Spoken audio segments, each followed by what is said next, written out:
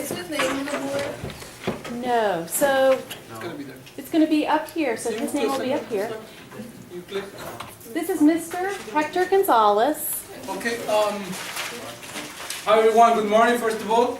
My name is Hector Gonzalez, and I'm currently working for Eastern AHEC, one of the 4 AHECs in the state. And what's AHEC? It's Area of Health Education Centers. What we do is that we give, I don't know if you guys ever hear before the youth collegiate service students, YHCS. Youth health, I don't know. Youth. Well, what happened is that a lot of some employees or AmeriCorps members, they go to high schools and colleges to guide high school students. In this case, for high school, talking high school, to learn about what kind of professions out there in besides becoming a doctor, besides becoming a nurse, or things like that. The most basic thing that you come to mind when you think I'm gonna go and look for a career in the health career. So we do a lot of things. Maritza Bon is our executive director for Eastern AHEC. We pretty much cover Windham County and New London County. We have Central AHEC, which is I believe it's Middlesex and Holland County and Hartford County. Then you got the other 2 in the west part of the state. So like I said, I'm the language service coordinator for Eastern AHEC. My job is to assess, teach medical interpreters all over the state. So I would like to ask a question. Does any of you know what's the difference between a translator and interpreter? What's the difference? Any guess? Yes? So a translator is somebody who explains what they're saying, and an interpreter says what they're saying, I guess. I don't know. Very close. Somebody else. Nothing wrong. No idea? Okay. It's a very tricky question. A lot of people miss. They get confused with these 2 words. With interpreter or translation and interpretation. And why they get confused? Because we don't hear it that much. We don't know what's the difference. It's the careers that, according to the state, the Connecticut jobs, careers, these 2 professions are going to be a boom in the coming years. Click the next one, please. So translation is a written word. Interpretation is spoken. Translation, written. Interpretation is spoken. So here's the interpretation versus translation. Interpreting, transmission of an oral message in one language into an oral message in another. So that means if you speak Spanish, let's put it this way, I will interpret the message into English or vice versa, but orally. Translation is a transmission of a written message in one language into a written message in another. So one is oral, one is writing. Okay? See the difference? Like I said, 2 different professions. Why interpreters are needed? Here's what they need. More than 28 million Americans are foreign born. So that means 28 million people who are here in the United States didn't born in the United States. They come from different countries. There's 28 million. That's a lot of people. And over 44 million Americans speak language other than English at home. So it goes like another for 15, 16 million more who speak another language besides English at home. And there are over 300 languages spoken in the U.S. So, and we only think about probably Mandarin, Chinese, Spanish, are like the most common ones, and other Arabic languages. But there are 300 languages more from all different parts of the world. Okay. Why use an interpreter? Why do you think we need to use an interpreter? Have you ever interpreted before for someone? No? Anybody for family members? Family members? Wait, isn't it like, saying what you're saying? Yeah. Yeah. Have you done that? Okay. How do you feel about it? Feel good? Kind of weird. Okay. What we use interpreters? We use to facilitate accurate communication with the intention of the communicator. We use interpreters for people with limited English proficiency, maybe legally entitled to become an interpreter. The health outcomes are better for patients who have a trained interpreter compared to an untrained interpreter. I remember when I was a kid, I was around 13 years old, I went to do interpretation for my mother in a clinic. So what happened? The doctor asked me if I could interpret for her. I'm like, yeah, sure, why not? So we went to a session, and forget it. As soon as he started speaking, he came with this medical terminology. I'm like, I'm in big trouble. But he's like, you don't speak English. I mean, of course, back then my English was this compared to now, and I commit to do it. But I mean, even with my little English, with plus little medical terminology, I was nothing at that time. So, can you turn this way?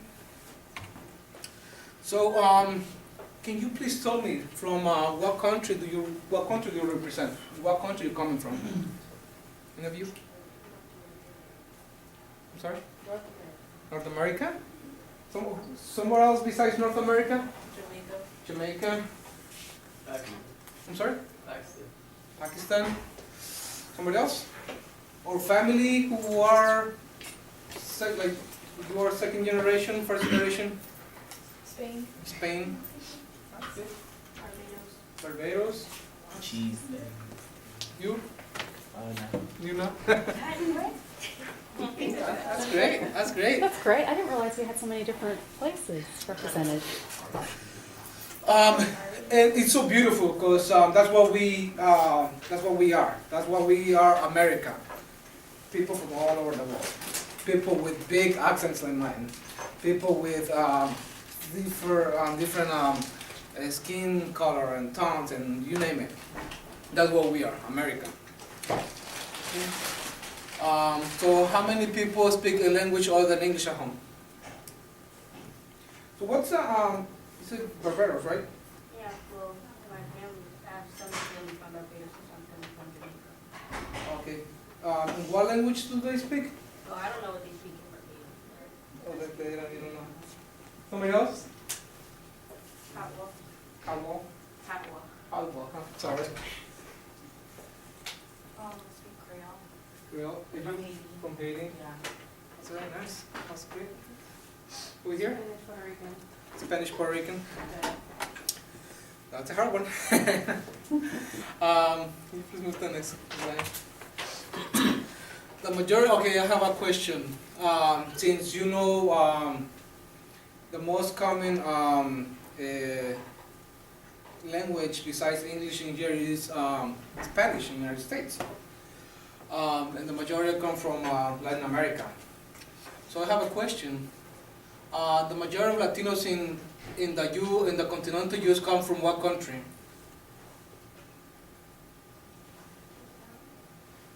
Any idea? Like a country. Colombia. Yeah, country. Colombia. Colombia? Close?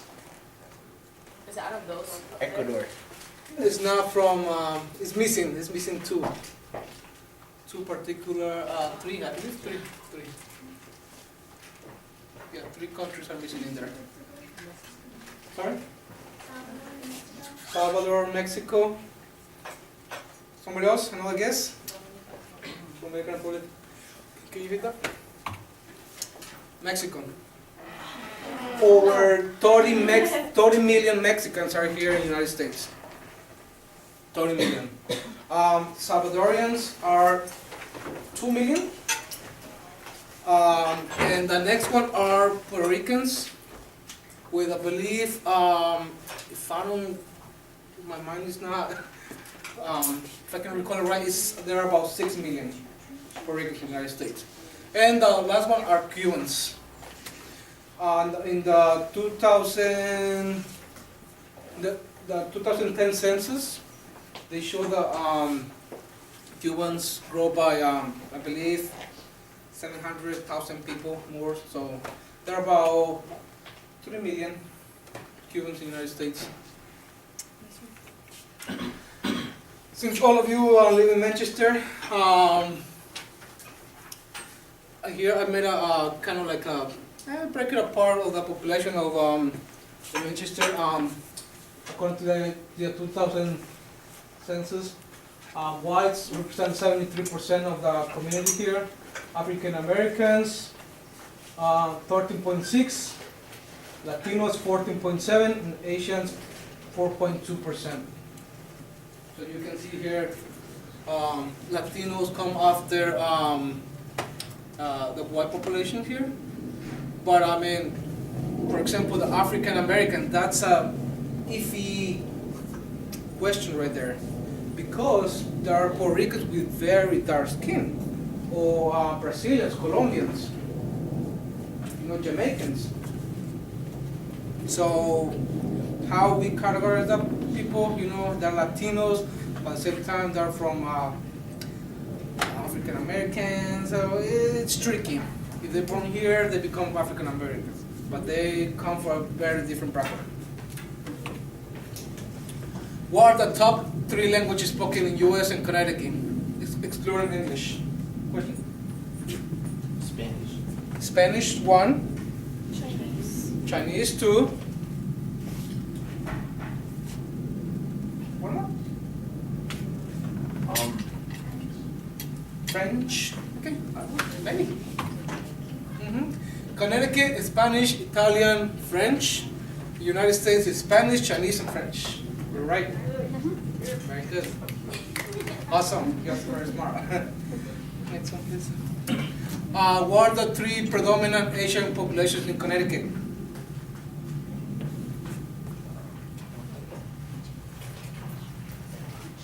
Any idea? Yeah, does that involve Chinese? Chinese, Japanese? Japanese, Korean? Korean. There you go. I mean, like as you see, I mean, all this cover Asia. So it goes from India all the way from Thailand, Vietnamese, Japanese, Korean, Mongolian. So it are Asian Indians, Chinese, and Filipinos. Okay? They are the majority of people. So of predominant Asian population in Connecticut. I noticed that a lot on the Asian Indians, Chinese, Filipinos. They're mostly in the New Haven, Bridgeport area.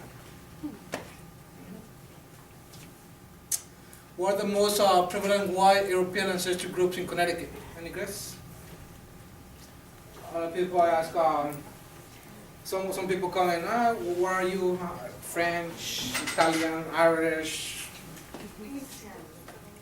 Italians? I'm Italian. Italian? So it's Italian, Irish, English, German, Polish, and French. And a lot of people here have a lot of combinations. So if you can learn another language, think about this as long as about all these languages that are speaking besides English at home. Laws? Title VI of the Civil Rights Act of 1964. Can you get that one? I'm not gonna talk too much about it, but keep going. There are laws that protect people who don't speak English, and when they go to the to ask for health services, the hospital or the clinic or whatever other health center, they cannot deny health services just because they don't speak English. If they don't speak English, they have to provide with an interpreter or a translator. Hmm? So if somebody who doesn't speak English, like if they need a doctor's appointment or anything like that, like how do you help them? Do they like call you or something, or how does that? When you become medical interpreter? Yeah. Okay, when you,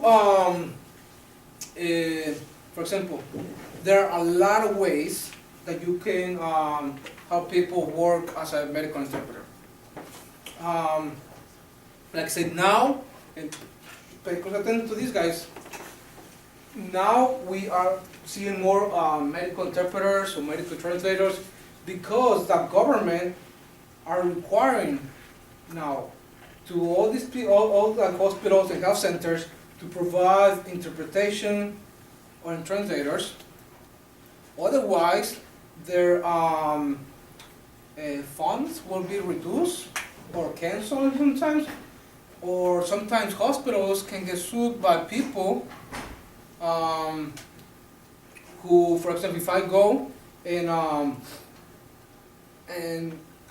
if I need an assistance, if that person passed or died because negligence or of something or misinterpretation of words, they can get sued. So what they're doing right now is that they are providing medical interpreters now, because they've been forced, because there's more and more suits, because people are more alert, more aware of these laws that protect them, and if a hospital is receiving federal funds, they need to provide interpreter. So now there is this booming in the profession of medical interpreters in need, because all these hospitals are looking for medical interpreters. So you can either work for yourself, just need to pass. I'm going to talk later in a few minutes. I'm going to show how to become a medical interpreter. You can work for yourself. You can work for a company, which they have all these contracts with hospitals, with health centers, and they can give you a call. When you're working for yourself, you can schedule your own time. You can work from home, or whatever. Okay. And I'm going to tell you something. It depends, but the medical interpreters start earning like, I believe, $20 an hour. Starting. When you have more experience and more and better contracts with hospitals, the other day I was looking for an Arabic interpreter. There are not too many in the United States. So I have to call all the way in Afghanistan, Saudi Arabia, and they were charging me $150 per hour. And I didn't need that person for 1 hour, I needed it for 20 minutes. But I didn't have no choice. If you go and do an interpretation, let's say you go and do interpretation for 1 hour, let's say you're going to charge them, let's say it's $50. But your patient only requires to be with a doctor 10 minutes. Well, you got $50 in 10 minutes. That's how you work. That's how it works.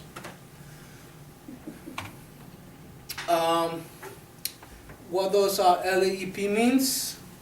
Limited English proficiency. Like I said, there are 44 million people in the United States who require some kind of interpretation or language services. In other words, there are more non-English speakers than ever before. Regulatory requirements and recommendations provide a basis for people with LEP to request an interpreter. And like I said, the Civil Rights Acts of 1964 are the ones that I told you that if a hospital is receiving federal funds, they need to provide an interpreter or a translator. There is some Connecticut laws that also protect who reimburse medical interpreters, like Medicaid. Medicaid will do it. And there's class standards, more about, like I said, hospitals and other health centers, they need to provide adequate language and culture, train people and all this stuff. So what's going on right now? Is any of you thinking of going to the medical field? As a nurse, as a teacher, as a professor? No. Sometimes what happens right now is a lot of people are doing dual rolling. For example, they are medical interpreters, and they also are nurses or doctors, or in my case, a community outreach worker, health outreach worker. You know, when I came to work for Eastern AHEC, I thought that in order for you, if you wanted to go to the medical field, your options were nurse, doctor, and pediatrician. But now I was surprised with how many other professions are out there. Get this clear. There are many, many, many, and there are every 2 to 5 years new ones are coming up. New ones. A lot of people, they don't work directly with patients, like on doing, I don't know, checking them out or things like that. They're working from home, assisting with prescriptions, health management, and all that stuff. It doesn't necessarily need to be you become a nurse. It can be something else. You know, you can advocate, you can become a advocate for health, for people who don't speak English. There are a lot of jobs that don't require you to have a 6-year to 10-year doctorate or nurse or nothing like that. You only need probably 4 years of college, and you can create yourself, make yourself whatever you want. But you need to be determined to do whatever you like. It's a dual roles. You can be contracted or independent interpreters, telephonic interpreting. A lot of hospitals they use telephonic interpreting because it's cheaper. But let me tell you something, it's not as effective as a person-to-person interpreter. You know, it's not as effective because imagine like the other time, it's gonna be funny, but here's what happened. There was this person who, you know what happened when people are about to pass to the other life, and they bring the father, what's it called, The priest. the priest, and they do all these sacraments, I don't know what's the name. So you have to, and if they ask, and if the priest is from, if the priest only speaks English, and you and the family speak Spanish or other language, guess what? You need to learn how to say Saint Mary's and all the stuff, and that's not easy. And if you are on the phone, how do you express yourself? You know? So it's a lot better, and hospitals are realizing that face-to-face interpreters are more effective than telephonic interpreters. And then you got video conference and computers, which are not effective at all. It's a video. Common interpretation problems, linguistic equivalency, poor paraphrasing, substitution or addition of terms, incorrect names, garbling the message. What's your name over here? Brianna, when you interpret for your family member or friend or what, did you interpret exactly like the doctor said, or exactly like your friend or your family member said? Exactly the same? That's very good. Because a lot of people, they don't know like the medical terms. You know, we think, a lot of times we think we know it, but like I said, when people start talking about the reproductive system, the pulmonary system, cardiovascular system, a lot of terms that it's gonna be hard to interpret that into the other language. You know, so we might say things that they are not. For example, I'm gonna give you a good example of this. My grandfather, he came from Mexico a couple years ago. He had surgery in his eye. The doctor knew very little Spanish. So he told my grandfather, because the surgery was for the eye, for removing cataracts. And so he was, during the surgery, I believe he was awake. So the doctor told my grandfather, hey, Don Erasmo, if you feel pain, say dolor. You know what's dolor, right? Pain, dolor. Well, when my grandfather was in the surgery, at the operation room, he was in pain. And he said, me duele, me duele. So the doctor didn't understand the word, so all that time he was suffering because he felt a lot of pain, and he was saying, me duele, me duele. So you can tell that, you know, sometimes it's hard. So you have to have someone to make sure that you really understand, especially if there's going to be a surgery where this person is going to be awake during surgery time. And like I said, you can get, I mean, you can be there for hours and still getting paid for that.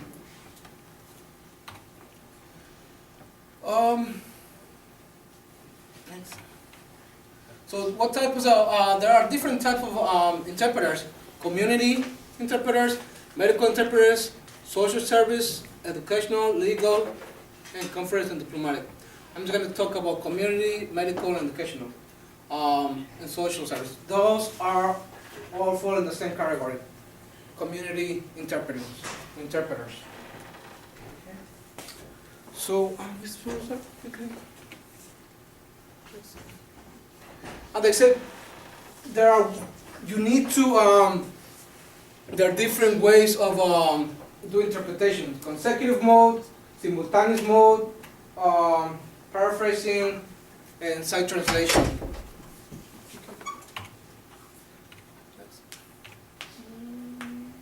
Next, I'm going to talk about later.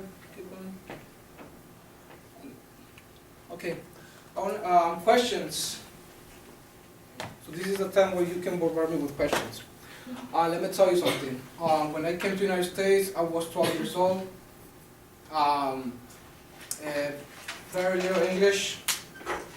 It took me a while, and still I'm learning. When I came to the United States, I knew this English. And if this is the English part, right now I'm like right here. You know, it's just, English is so much. Sometimes I hate it.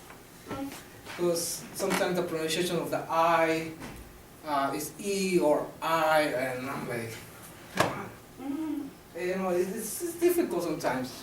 But, you know what? I made it through. I finished middle school. I finished high school. Then I wanted to try a community college just to see how, but now I had the opportunity to go to Eastern Connecticut State University. I had the opportunity to come to Manchester Community College, but since Eastern Connecticut was very close to home, like 5 minutes, I decided to go there. Probably was the first year, it was very difficult. It was very difficult, but my second, third, and fourth year, forget it. Everything was great. I was awake till 2 a.m., 3 a.m., doing my work, doing my best. A lot of people helped me with my writing skills, my language skills, speaking skills, and all that stuff. But I made it. I graduated from college. I was on the ELS? English is second language? Yes, Okay. ELS, right? Yeah, now it's English Language Learners, ELL. English ELL. I was in the program for 4 years, from 7th grade to 10th grade, and after that I moved into regular English classes.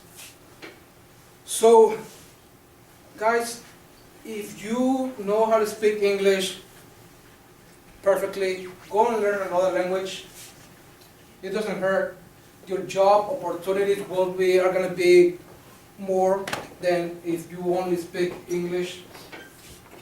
If you can do trilingual, go for it. Learning another language doesn't occupy no space in your brain. You know, it doesn't occupy no space in your brain. You have a lot of terabytes in your brain that's we're not using. Go for it. Don't waste your time on things that you don't need. I know back then when I was in high school, I used to do a lot of chatting on the computer. Chat, I don't know if you guys ever heard of the word before.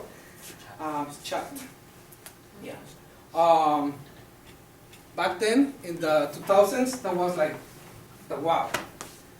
And I spent a lot of hours in there. And guess what? It took me nowhere.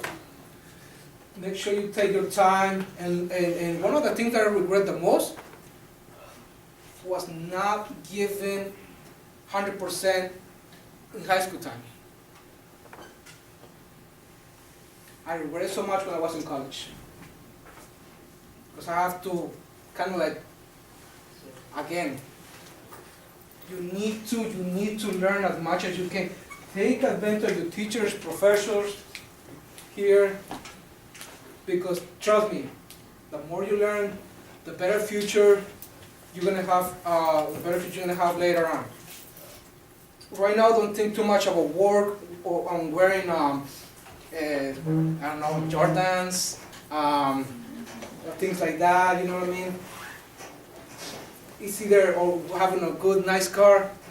Focus on your education, because later you can have as many Jordans as you want.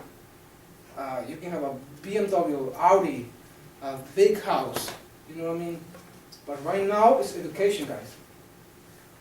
Like myself, I started to work when I was 16 years old. I work in Foxwood Casino as a cook. I used to work in a pizzeria as a dishwasher. I was painting houses. I work in a farm. You know, every time you learn new skills in every single job, then that moves you to the next one. And you learn something new from the next one. And you keep learning new skills until you can, plus your education, man, you can become anything you want. But your education is priority number one.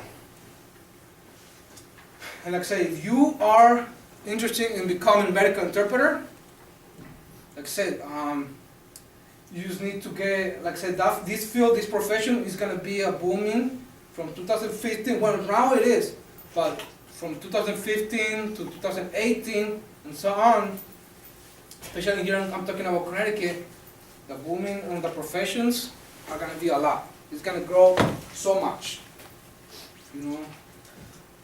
You can have this as a part-time, you know. You can go for your other job, you can go for this career, or you can make a medical interpreter or medical translator or other kind of translator your career. It's up to you. You know what I mean? In order, I believe we are the only one, pretty sure I'm the only one who train medical interpreters in the state. The requirements are, you need to be 18 years and old, you need to pass the language proficiency assessment, which is that we're gonna see if you're fluent in your target language and English. Otherwise, it's gonna be pointless to pay for a course that you're not gonna be good or in terms of don't know both languages very well. Because you can say, okay, I can speak both languages. Great. If you pass the basic terminology, for example, how do you say liver in your target language? If you know how to say that, you can say another 100 parts of the body or symptoms, then you should be all set. You know what I mean? Then we test you we give you sentences where you need to go and do an interpretation over the phone. And if you pass that, you're ready for the course. Okay. Any questions right now? Yes? What's the best and worst part about each The best, I have learned, my executive director is my direct supervisor. She's a workaholic. She wakes up at 3 a.m. to start working. I mean, she's the head of the entire organization. I'm not gonna be waking up at 3 in the morning, but somehow I love my job so much. You know what I mean? That even my hours are from 9 to 5.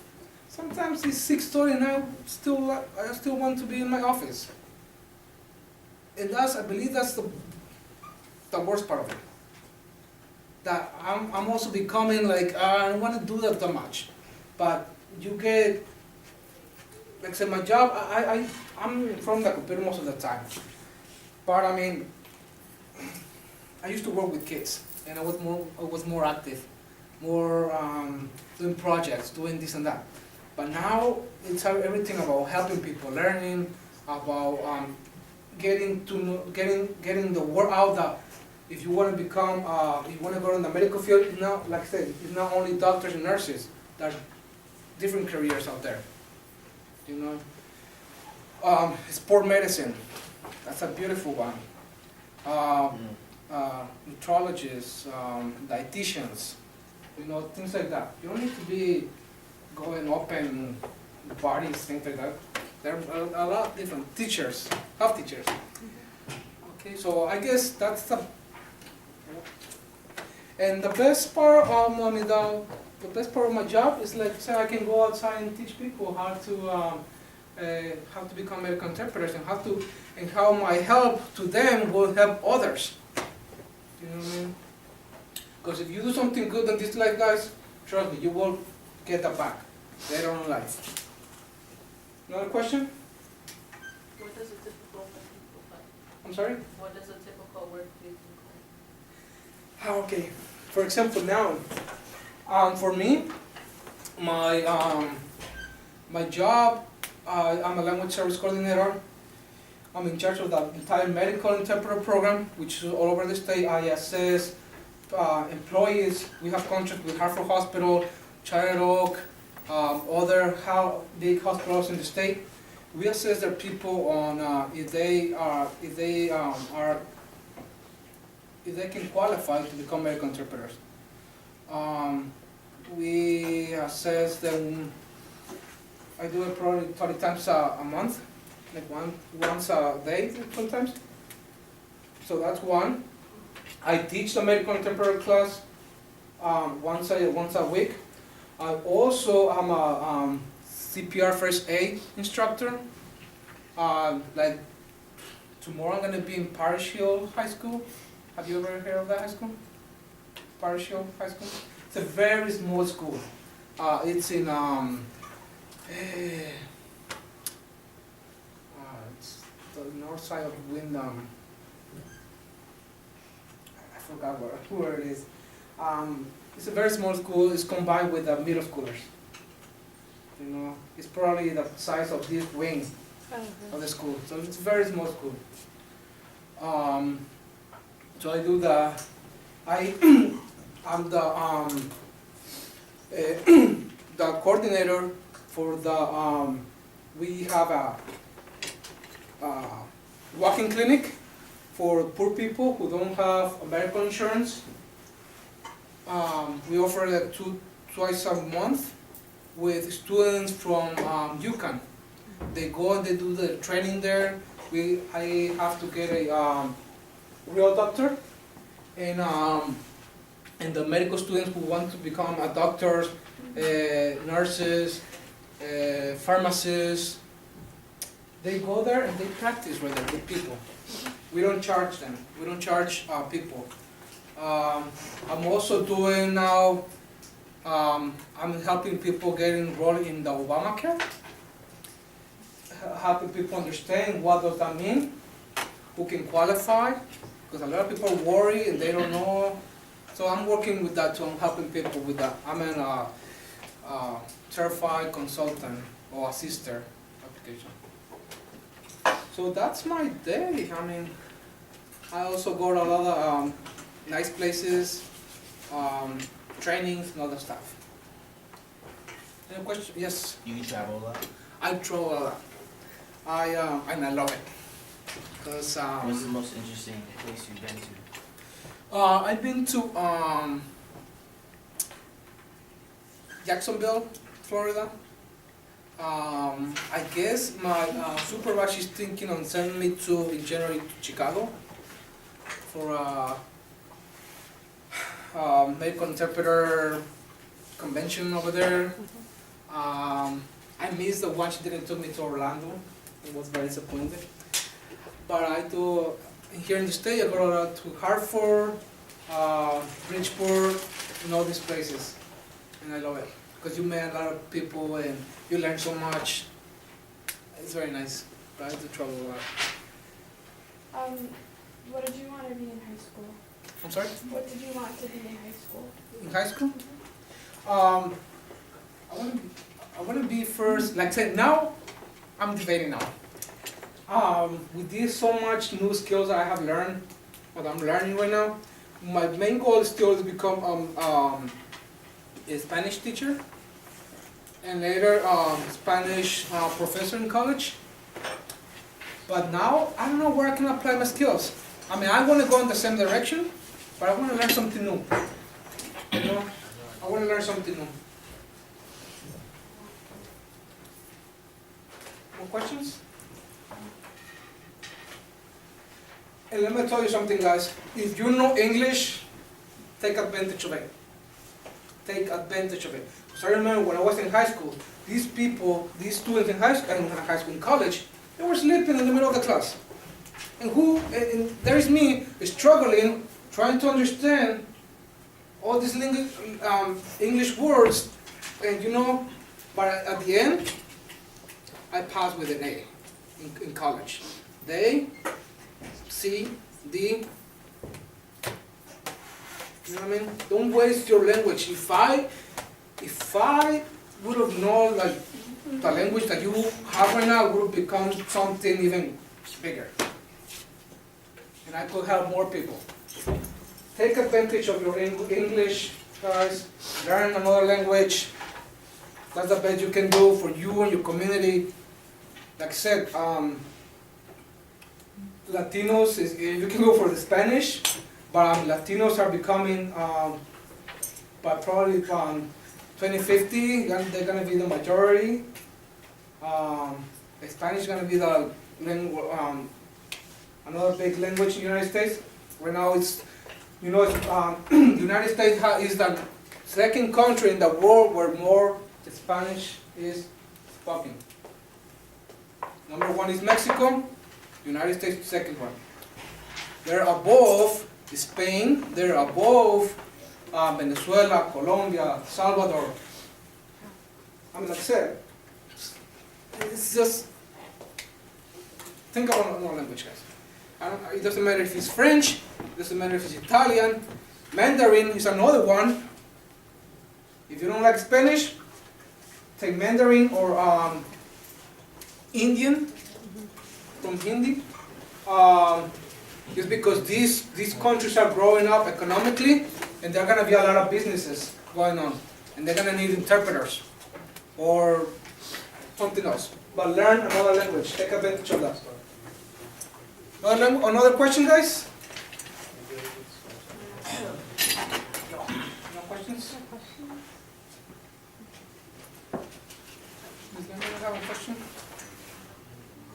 Ooh, once they become an interpreter, do they have to maintain their certification or their schooling? Do they have to take continuing education? Yeah, you have to maintain your certification, because there's 3 steps to get to a certification. What we offer is not a certification. What we offer is a certificate.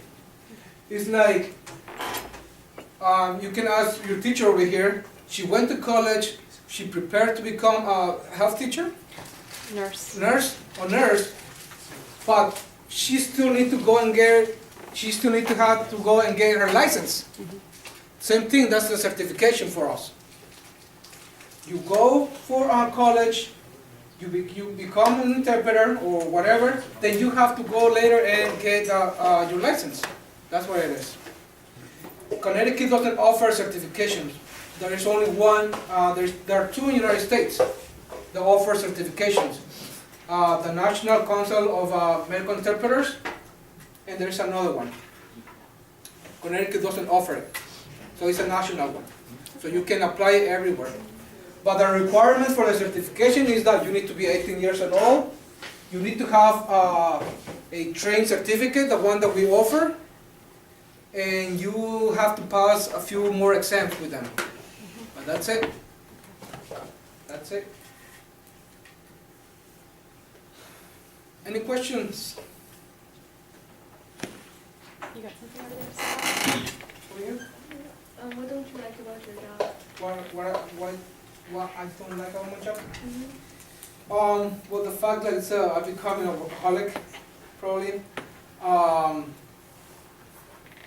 don't know, probably.